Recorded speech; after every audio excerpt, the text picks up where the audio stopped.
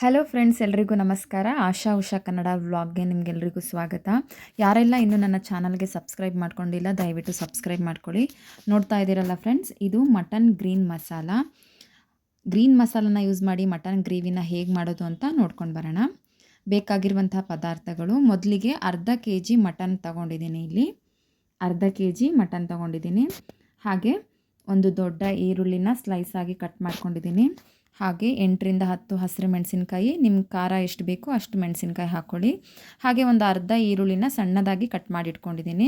ಹಾಗೆ ಒಂದು ಹಿಡಿ ಕೊತ್ತಂಬರಿ ಸೊಪ್ಪು, ಹಾಗೆ ಒಂದು ದೊಡ್ಡ ಟೊಮ್ಯಾಟೊ, 10ರಿಂದ 15 ಎಸ್ಲು ಬೆಳ್ಳುಳ್ಳಿ, ಹಾಗೆ ಒಂದು 3ರಿಂದ 4 ಶುಂಠಿ ಪೀಸು, ಹಾಗೆ ಕಾಳು ಮೆಣಸಿನ ಪೌಡ್ರು 1 ಸ್ಪೂನು, ಒಂದು ಸ್ವಲ್ಪ ಸೋಂಪು, ಹಾಗೆ ಚಕ್ಕೆ ಮತ್ತು ಲವಂಗ 5ರಿಂದ 6, ಚಕ್ಕೆ ಒಂದು 3ರಿಂದ 4 ಪೀಸ್ ಚಕ್ಕೆ ತೊಗೊಳ್ಳಿ, 1 ಸ್ಪೂನು ಮಟನ್ ಮೀಟ್ ಮಸಾಲ, ಹಾಗೆ 1 ಸ್ಪೂನು ಧನಿಯಾ ಪೌಡರ್.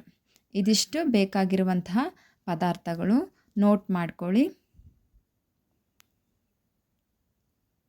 ಇದಿಷ್ಟು ಬೇಕಾಗಿರುವಂತಹ ಪದಾರ್ಥಗಳು. ಈಗ ನಾನು ನೆಕ್ಸ್ಟ್ ಏನು ಮಾಡ್ತಾಯಿದ್ದೀನಿ ಅಂದರೆ, ಸ್ಟವ್ ಮೇಲೆ ಒಂದು ಬಾಣಲಿ ಇಡ್ತಾ ಇದ್ದೀನಿ.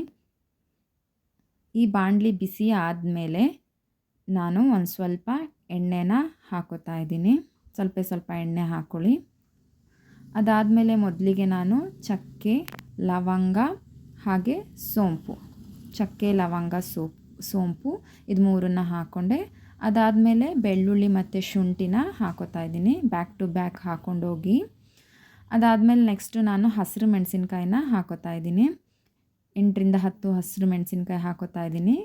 ಖಾರ ಎಷ್ಟು ಬೇಕು ಅಷ್ಟು ನೀವು ಹಾಕ್ಕೊಳ್ಳಿ. ಕೆಲವೊಂದು ಮೆಣಸಿನ್ಕಾಯಿ ಖಾರ ಇರುತ್ತೆ, ನೋಡಿ ಹಾಕ್ಕೊಳ್ಳಿ.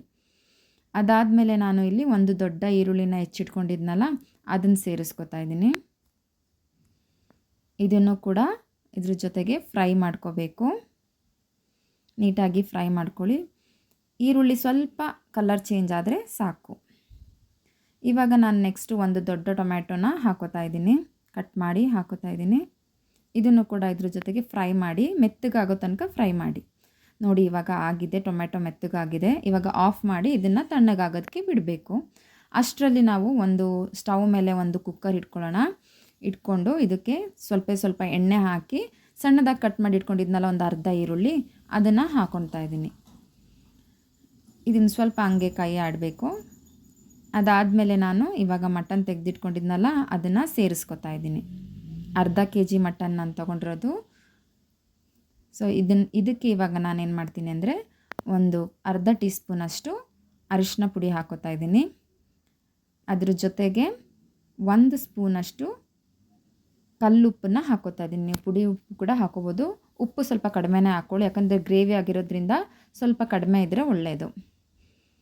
ಇವಾಗ ಇದನ್ನು ಮಿಕ್ಸ್ ಮಾಡ್ಕೋತಾ ಇದ್ದೀನಿ. ಮಿಕ್ಸ್ ಮಾಡಿಕೊಂಡು ಇದನ್ನು ಸ್ವಲ್ಪ ಬೇಯೋದಕ್ಕೆ ಬಿಡಿ. ಅಷ್ಟರಲ್ಲಿ ಮಿಕ್ಸಿ ಮಾಡ್ಕೊಬರೋಣ. ಸೊ ಇವಾಗ ನೋಡಿ ಇದು ಆರಿದೆ ಅಲ್ವಾ, ತಣ್ಣಗಾಗಿದೆ ಅಲ್ವಾ, ಇದನ್ನೇ ಒಂದು ಜಾರೊಳಗೆ ಹಾಕಿ ಗ್ರೈಂಡ್ ಮಾಡ್ಕೊತೀನಿ. ಮಸಾಲನ ಫಸ್ಟ್ ಹಾಕಿದೆ. ಅದಾದಮೇಲೆ ಇದ್ರ ಜೊತೆಗೆ ಸ್ವಲ್ಪ 1 ಹಿಡಿಯಷ್ಟು ಕೊತ್ತಂಬರಿ ಸೊಪ್ಪು ತೆಗೆದಿಟ್ಕೊಂಡಿದ್ನಲ್ಲ, ಆ 1 ಹಿಡಿಯಷ್ಟು ಕೊತ್ತಂಬರಿ ಸೊಪ್ಪನ್ನ ಹಾಕೋತಾ ಇದ್ದೀನಿ.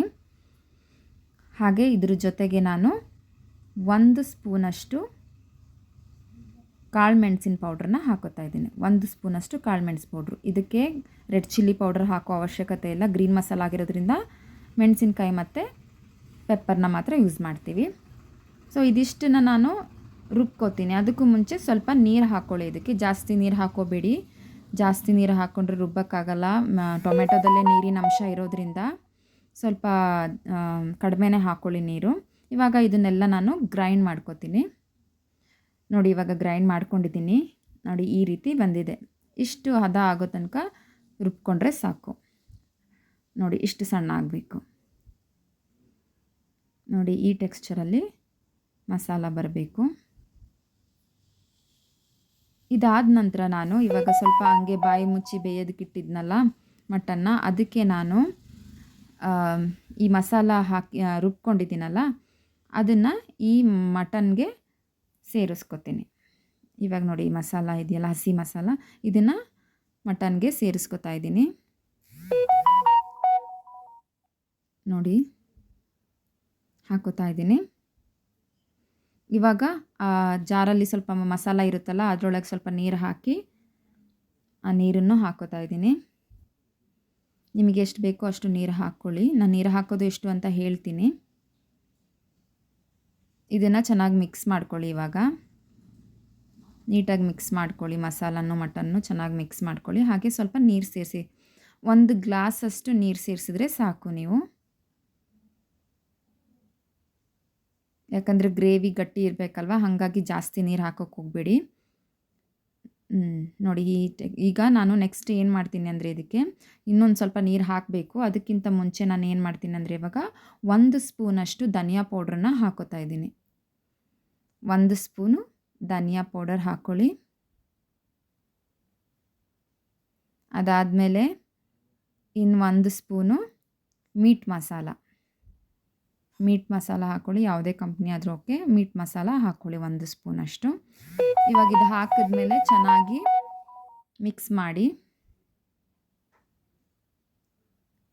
ಮಿಕ್ಸ್ ಮಾಡ್ಕೊಳ್ಳಿ.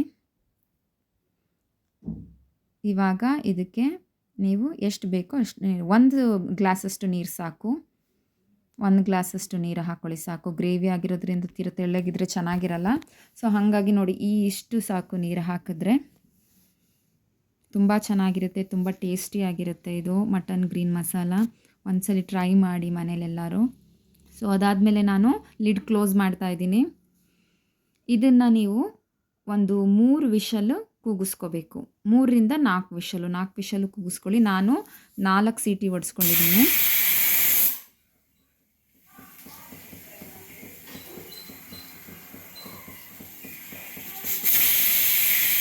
ಸೊ ಇವಾಗ ಇದು 4 ಸೀಟಿ ಆಗಿದೆ. ಇವಾಗ ನಾನು ಓಪನ್ ಮಾಡ್ತಾ ಇದ್ದೀನಿ. ನೋಡಿ ಎಷ್ಟು ಚೆನ್ನಾಗಿ ಬಂದಿದೆ ಅಂತ. ಎಣ್ಣೆ ಜಾಸ್ತಿ ಹಾಕೋಕ್ಕೆ ಹೋಗ್ಬಿಡಿ, ಯಾಕಂದರೆ ಮಟನಲ್ಲೇ ಎಣ್ಣೆ ಬಿಡುತ್ತೆ. ಸೊ ಹಾಗಾಗಿ ನಾನು ಕಡಿಮೆ ಎಣ್ಣೆ ಹಾಕ್ಕೊಂಡಿದ್ದೀನಿ. ಸೊ ಫ್ಯಾಟ್ ಇರುತ್ತಲ್ಲ, ಹಾಗಾಗಿ ಎಣ್ಣೆ ಅದಾಗೆ ಬಿಡುತ್ತೆ. ಸೊ ನೋಡಿ ಈ ಇದರಲ್ಲಿ ಇಷ್ಟು ಗ್ರೇವಿ ಸಿಗುತ್ತೆ ನಮಗೆ.